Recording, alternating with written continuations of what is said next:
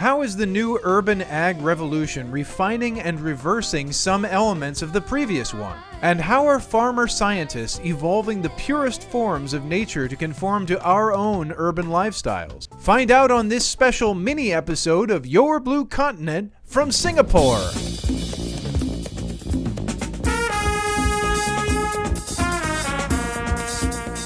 Well, the 1950s and 60s were known for the restructuring of global food systems that we now refer to as the Green Revolution. We're now seeing a fourth agricultural revolution with the growth of urban farming. What was once associated with hipsters and other annoying faddists has really taken flight in the world's most forward-thinking urbanized power centers. The COVID-19 crisis has accelerated the transition to urban and vertical farming by highlighting food insecurity vulnerabilities, and in response to climate change, the government of the city-state of Singapore is promoting urban garden in alternative spaces such as rooftops, industrial zones, terraces, and even parking lots. Though only about 10% of food is produced domestically, Singapore has always been listed as one of the most food-secure countries in the world on account of the maritime traffic constantly flowing through the Straits of Johor and Malacca, one of the world's busiest waterways. Only 1% of Singapore's 724 square kilometers is dedicated to agriculture. Farming's high production costs has made it a niche enterprise.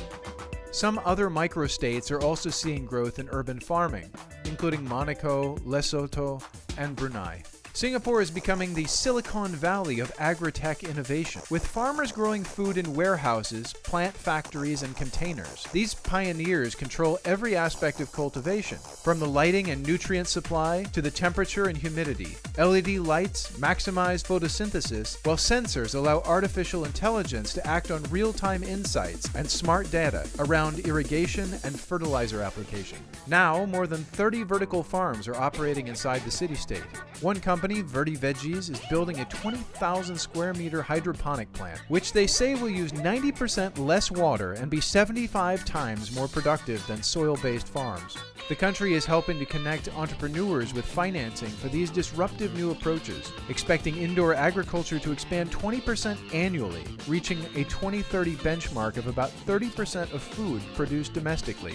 One of the uniting organizing principles for urban farming in Singapore is sustainability. Jackie Lam, a 44-year-old former oil industry executive who joined Singapore's Sky Greens as their development manager, said the transition is about a lot more than money.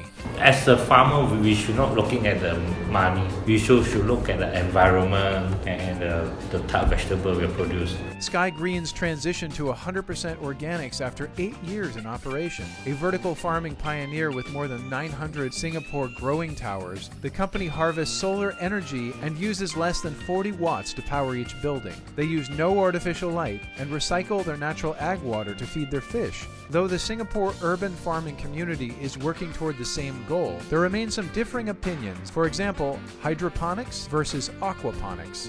Composting and dealing with waste is a key consideration for every model I observed. An urban garden restaurant called Open Farm Community was building an insectarium to grow black soldier fly larvae, fixing nutrients for them in a fantastic fertilizer. Their head chef Oliver's strategy involved picking up unsold pallets of fruit from the market and dumping them at site to feed their larvae. Just feed them to the larvae, etc. It's a good business model. Yeah, for sure. I mean, I don't really want to work with this rotting and flies and all that, but getting stuff for free and turning them into something else, We did some work in Belgium with a market rescue thing. You'd be astonished at some of the people throw away in the market. It's unbelievable. I was really astonished because it was always my view that food waste was a really emblematic problem for households. I always thought that it was like, the food chain is really efficient, and then when it gets to houses, it's like people buy too much groceries and they throw it out, and they have leftovers that they don't eat and then throw that out, etc. But actually the whole chain of production is awful. To control efficient production in an affordable way, it's been necessary to develop new technology. In Singapore, this has meant the dawn of the age of the scientist farmer. Terence Tan of Upgrown Farming explains. We like to take things from a scientific approach. Not a lot of guessing. We want data and proven data to improve our work. And we share our knowledge openly to our customers. This academic approach results in broad experimentation and well-tested conclusions for their clients. Upgrown designs custom farms for their clients and acts as system integrators. We basically play with the wavelength. We want it to be more flavorful, so we change the spectrum a bit so that to make the produce more flavorful. In which way do you adjust the spectrum? Just the color, what color to use to grow and for what purpose. Need to find a sweet spot. Terrence calls his perfected growing formulas recipes. We do R&D in the sense that we come up with recipes. And then if the customers just say, I want to do leafy greens, okay, then you're going to use this recipe. And to do herbs. He says the farms they build need to be versatile, producing a wide variety of crops, so they need to find a sweet spot in terms of lighting, with clients specifying different spatial conditions, lighting constraints, and fertilizer plans for all kinds of crops. Many of their clients have no prior farming experience at all. While many of the groups here specialize in consultation, all actors seem excited at the idea of pioneering cutting-edge technique and exporting it to a world on the cusp of localized food scarcity. In the next couple of decades, I believe we should foresee that there will be a shortage of food. Our purpose is to make Singapore more food secure. The pulse of industry growth has drawn professionals from all industries into the boom, and the grounds for global expansion are fertile, so to speak. Sky Greens has inquiries from all over the world, asking about their systems and how they can be replicated. Many countries suffer from limited natural spaces for arable land, with Suriname possessing the least, and wealthy innovative giant Norway not far behind. We hope to share our system with the rest of the world. We like to share our knowledge freely, and we like to create a network where all our farmers help each other, which is not very common in this part of the world. The stuff's like a secret. We believe in sharing and improving together as a team rather than individual units. Whether on a rooftop or in a school, growing fresh lunches for students, the government and industry leaders are in the urban agriculture effort together, and for the right reasons.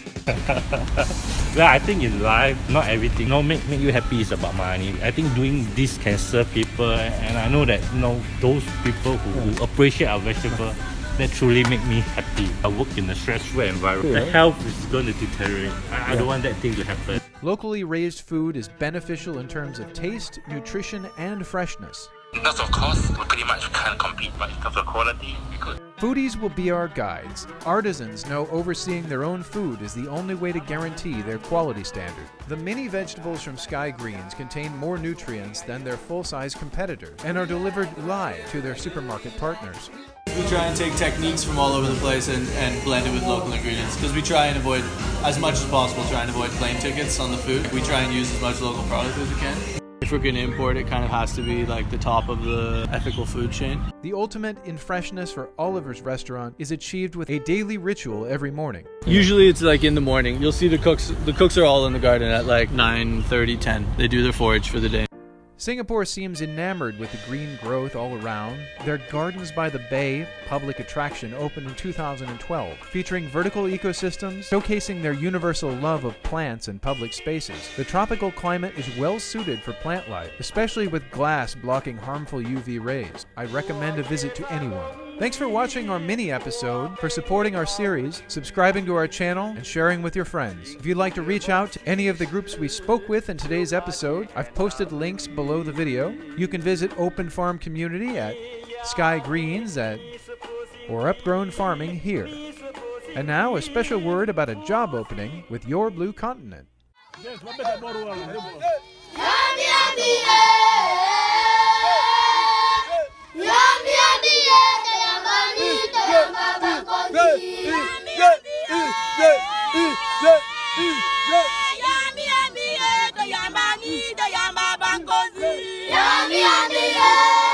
Most of us don't hear enough uplifting stories about the people and organizations who work to save the planet and bring sustainable development to the far corners of the world.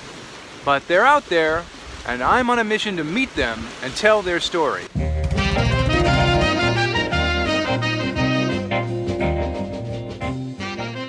How would you like your job to be traveling around the world to meet the most interesting people on the planet and help them tell their success stories? Your Blue Continent is searching for a producer/camera person to accompany me on our next season of episodes. This time we're going to be even more ambitious, selecting a region of the world such as Latin America, West Africa, Central or East Asia, or the islands of the South Pacific, and shining a light on innovative projects in each country along the way, even the slightly dangerous ones. If you've ever wanted to see the real world and get paid to do it, this can be your opportunity. Successful candidates will have an adventurous spirit, good health, and the ability to travel ruggedly for months at a time. A good candidate will have demonstrated skills in media, camera work, writing, and international travel and planning. Strong language skills in Spanish, French, Russian, or Arabic will make you a huge asset to our effort. This job, though exciting and rewarding, is not for the faint of heart. If you think that you or someone you know fits this description, please email us a link to your video resume here. And maybe you'll be the one to help us put together the next series of Your Blue Continent. What would you do if I sang out of tune? Would you stand up and walk out on me? Lend me your ears and I'll sing you a song, and I'll try not to sing out of key. Oh, I get by with a little love from my friends. Oh, I get high with a little love from my friends. Oh, I'm gonna try with a little help from my friends. What do you do when your love is away? Does it worry you to be alone? What do you feel at the end of the day? Are you sad because you're on your own? No, I get by with a little help from my friends. Oh, I get high